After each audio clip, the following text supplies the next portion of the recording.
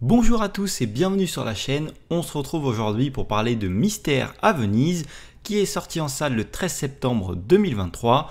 Il affiche une durée de 1h40 et il est réalisé par Kenneth Branagh qui incarne également le célèbre inspecteur Poirot. Je voudrais également souligner qu'on peut retrouver une actrice française au casting. Il s'agit de Camille Cotin qui interprète Olga. Le film est classé en policier, en drame ainsi qu'en thriller et j'avoue que je ne sais pas pourquoi ils n'ont pas rajouté la mention horrifique dessus étant donné qu'au vu des extraits dans la bande-annonce, après avoir visionné le film, ainsi que quand tu veux aller réserver ta place, on te dit de faire attention que certaines scènes peuvent heurter certaines personnes. Donc je ne sais pas pourquoi ils n'ont pas assumé jusqu'au bout ce thème horrifique, ou alors c'est juste un oubli, ou autre chose, je ne sais pas. En tout cas, je tiens bien à préciser que c'est un peu plus sur un domaine horrifique. Et je tenais juste aussi à préciser avant de commencer à parler du film que je n'ai pas vu les deux premiers Hercule Poirot. Donc voilà, il est possible que j'ai loupé certains passages de l'histoire, certaines continuités.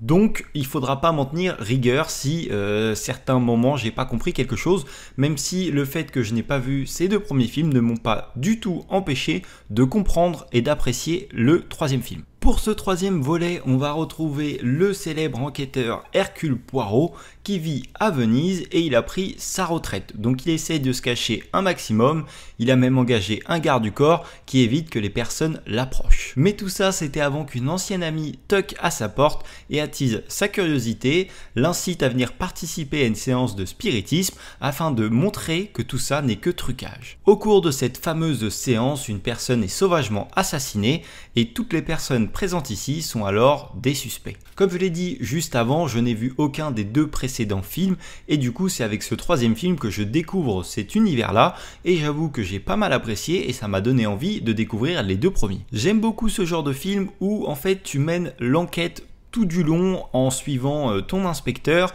en te faisant des idées dans ta tête, en essayant de comprendre vraiment ce qui s'est passé, de démêler le vrai du faux, et au final, arrivé à la fin, quand on t'explique ce qui s'est vraiment passé, tu t'aperçois que tu étais complètement à côté de la plaque, ou pas, des fois, c'est vraiment très agréable, et c'est le genre de film qui par contre, au deuxième visionnage, eh ben c'est pas pareil, ou alors faut vraiment attendre assez longtemps avant de le revisionner, puisque une fois que tu sais la fin de l'histoire, tu sais ce qui s'est passé, ça n'a plus la même saveur, même si ça reste quand même agréable. Si j'ai bien compris, les deux premiers films étaient plus une enquête assez simple, entre guillemets je dis bien, et celui-ci on est plus tourné vers quelque chose d'horrifique, de paranormal, où il va devoir essayer de prouver que ce n'est pas vrai, il y a forcément une explication à chaque chose.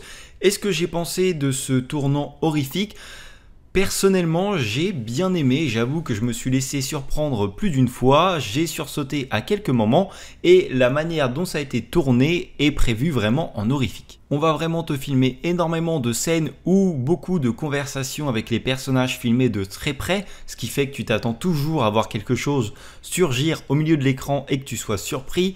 Il y a beaucoup d'ambiances qui sont vraiment très lugubres, tu as très peu d'éclairage, l'intérieur du manoir est vraiment décoré, je dis c'est un manoir, c'est un palais plutôt, qui est vraiment décoré de manière très sombre, très bizarre, tu entends très souvent des bruits, des cris, de la musique, on y crée vraiment une ambiance qui fait que tu te dis à tout moment il peut se passer quelque chose et au final une fois que tu as visionné le film tu t'aperçois que il y a plus on veut te faire imaginer que de choses réellement paranormales tout au long du film. Alors il y en a, mais pas autant qu'on pourrait l'imaginer ou pas autant qu'on pourrait voir dans un vrai film d'horreur. J'ai beaucoup apprécié les décors et les costumes des personnages. Le film se passe quelques années après la fin de la Seconde Guerre mondiale.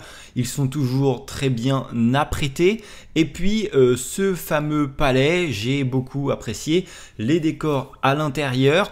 Comme je te l'ai dit, c'est assez sombre, c'est dans son jus. D'ailleurs, dans le film, on apprend que la propriétaire n'a pas les moyens de le rénover, ce qui fait que ça vient vraiment appuyer l'ambiance qu'on essaye de te faire ressentir. Au final, j'ai trouvé que le film passait vraiment très bien. Tu es vite pris dans l'enquête menée par Hercule Poirot. Tu ajoutes à ça un décor agréable, un peu de paranormal et une ambiance assez malsaine.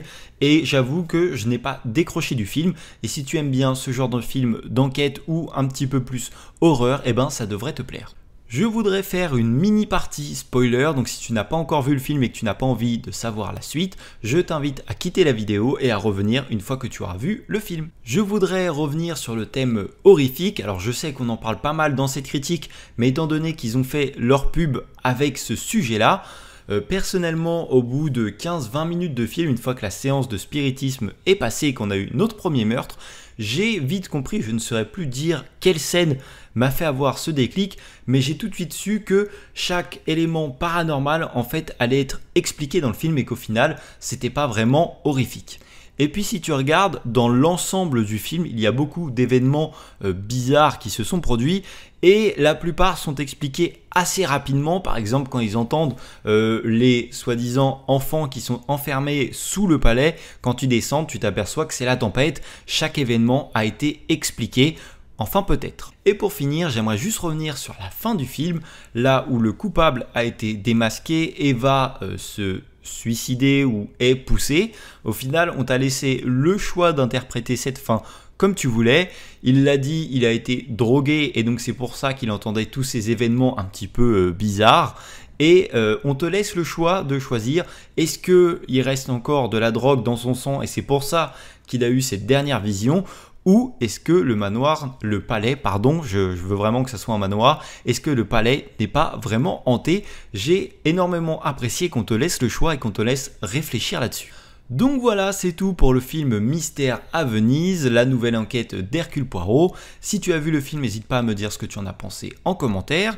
N'hésite pas également à me dire ce que tu penses de la fin. Est-ce que le palais était vraiment hanté ou est-ce que c'était le reste de la drogue? Si la vidéo t'a plu, n'hésite pas à mettre un petit like et à t'abonner à la chaîne. Moi, je te dis à la prochaine pour une nouvelle vidéo. Salut!